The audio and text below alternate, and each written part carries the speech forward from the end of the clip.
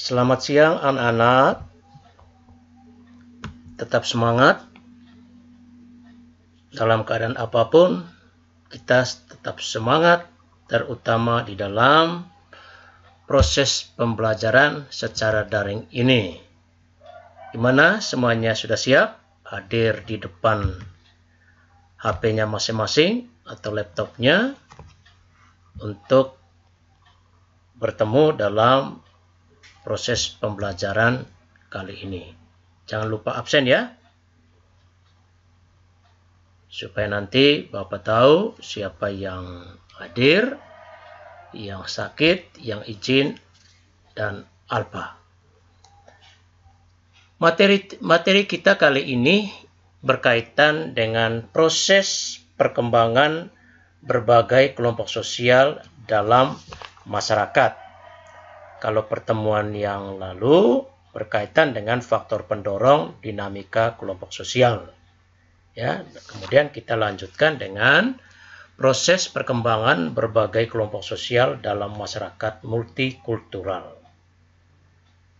Ya, dalam suatu kelompok tentunya mengalami proses perkembangannya dari kelompok yang tradisional menjadi kelompok yang lebih modern. Ya, disesuaikan dengan keadaan saat ini, di mana kita sudah berada dalam kelompok sosial yang memiliki perkembangan yang sangat pesat. Kemudian anak-anak masyarakat multikultural adalah masyarakat yang memang memiliki perbedaan satu sama lain, keanekaragaman dari Sabang sampai Merauke. Inilah kekayaan kita yang sangat didambakan oleh negara kita, bahkan negara luar sangat mendambakan masyarakat seperti kita yang multikultural tetapi nyaman dalam kehidupannya. Jadi sebagai makhluk sosial, sebagai manusia yang selalu ingin hidup bersama dengan orang lain, hidup bergabung dalam suatu kelompok sosial, tentunya keinginan itu untuk memenuhi segala pemenuhan kebutuhan hidupnya manusia masing-masing. Jadi orang lain, anak-anak adalah kunci keberhasilan kita. Tanpa orang lain kita tidak bisa berbuat apa-apa. Oleh karena itu kita harus selalu berinteraksi, selalu berkomunikasi dengan orang yang ada di sekitar kita. Karena pemenuhan kebutuhan, kunci keberhasilan kita adalah orang lain.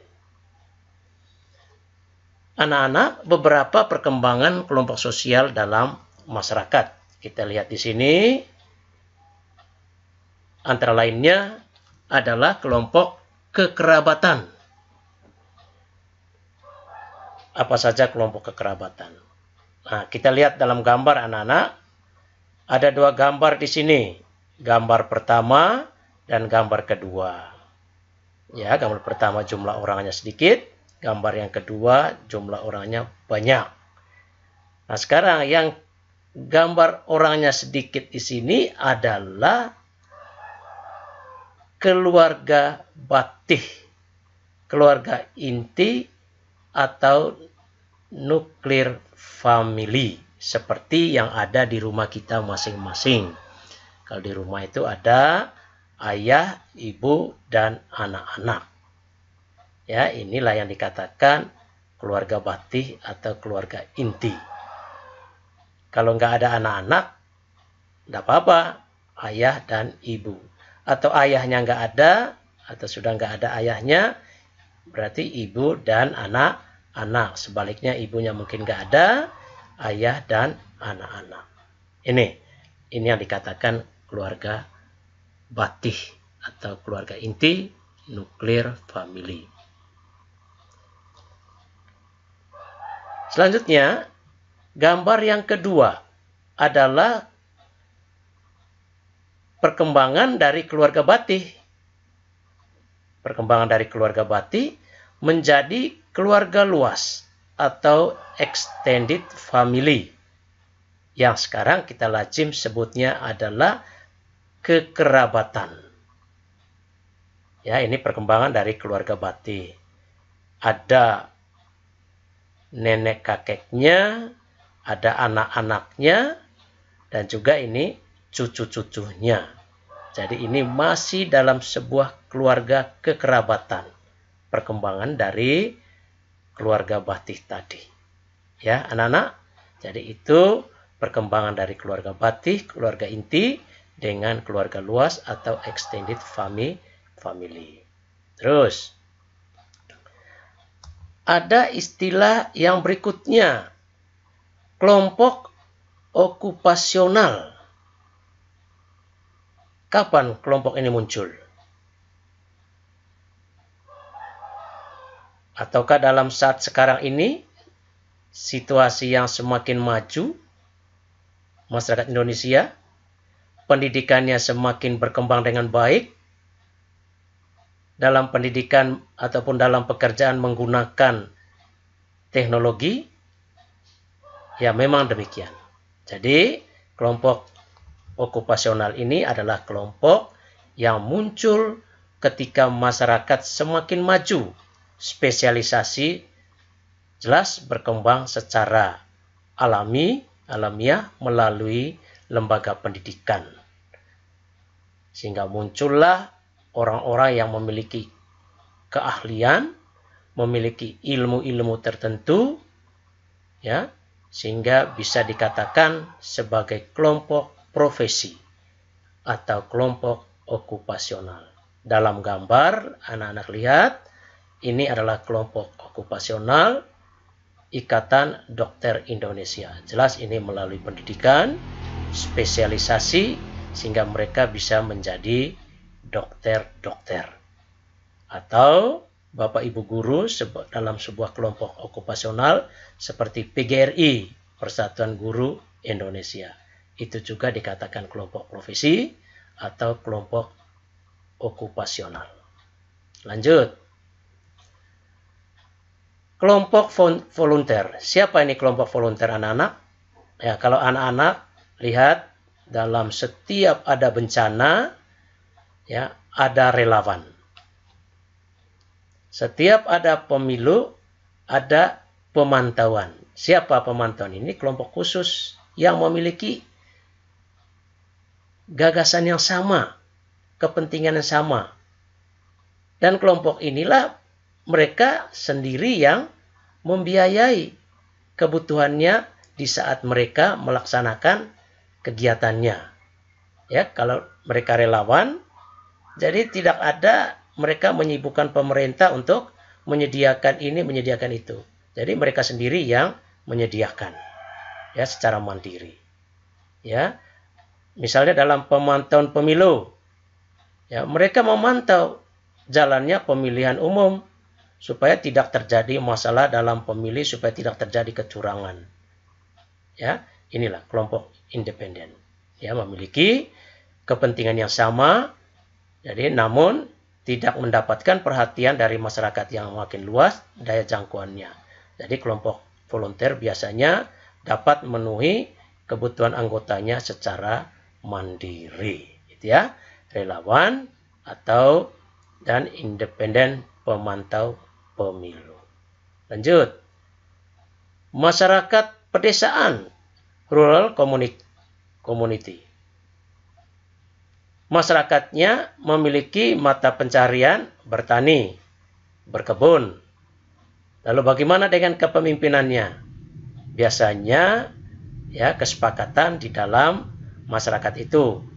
Hubungan dengan rakyatnya seperti apa? Hubungan sesama dengan manusianya seperti apa? Secara informal, tidak formal, ya, tidak resmi, tapi secara informal, berdasarkan kebiasaan apa yang mereka lakukan setiap hari. Ya, dan juga kadangkala pemimpin punya beberapa kedudukan yang sulit dipisahkan.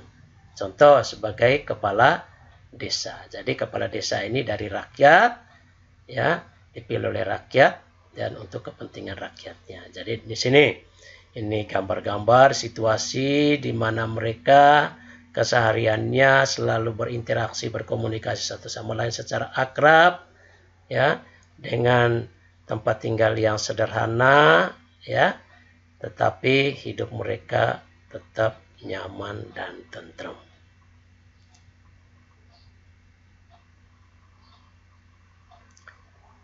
Masyarakat perkotaan, urban community. Ya, memang masyarakat perkotaan ini terjadi karena banyaknya juga masyarakat urbanisasi yang datang dari pedesaan ke kota untuk apa? Untuk mencari nafkah, mencari pendidikan. Sehingga kehidupan masyarakat di kota ini, terutama di bidang industri, jasa, perdagangan, luar biasa kesibukannya. Ya, bahkan masyarakat kota itu tidak saling mengenal satu sama lain seperti yang masyarakat pedesaan. Kalau masyarakat pedesaan itu tetap saling mengenal secara akrab. Ya. Bahkan masyarakat kota ini sudah mulai meninggalkan yang artinya tradisi, hal-hal yang sifat tradisi sudah mulai ditinggalkan. Karena tatanan nilai yang ada adalah secara heterogen. Heterogen itu sudah banyak ragamnya karena kita datang dari kelompok masyarakat yang berbeda dari seluruh pelosok tanah air. Inilah dalam gambar keseharian mereka, sangat sibuk dengan pekerjaannya, baik dalam bidang industri, jasa, perdagangan, dan lain-lain. Jadi ini saja yang kita temukan dalam masyarakat kota dalam kesehariannya.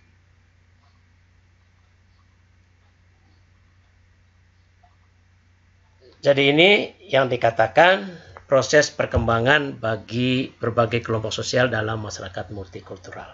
Ya, sangat singkat sekali materi ini.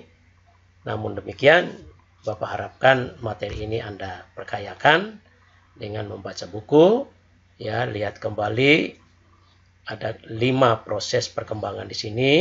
Ada kelompok kerabat, ada kelompok okupasional, kelompok volunteer, masyarakat pedesaan, dan masyarakat perkotaan. Silakan anak-anak baca dalam buku. Selanjutnya, ini ada tugas untuk anak-anak. Beda dengan tugas-tugas sebelumnya. Kalau tugas sebelumnya adalah gambar, sekarang ini silakan Anda bercerita. Bercerita tentang Anda sendiri. Termasuk ke dalam kelompok sosial mana sajakah Anda? Ceritakan dalam sebuah tulisan, dimulai sejak Anda lahir sampai dengan sekarang ini. Sebutkan juga peran dan status yang Anda sandang di dalam kelompok sosial yang telah Anda ceritakan tersebut. Silakan dimulai dari kelompok sosial keluarga, mungkin sampai di kelompok sosial dalam sekolah ataupun kelompok sosial dalam dunia pekerjaan nanti.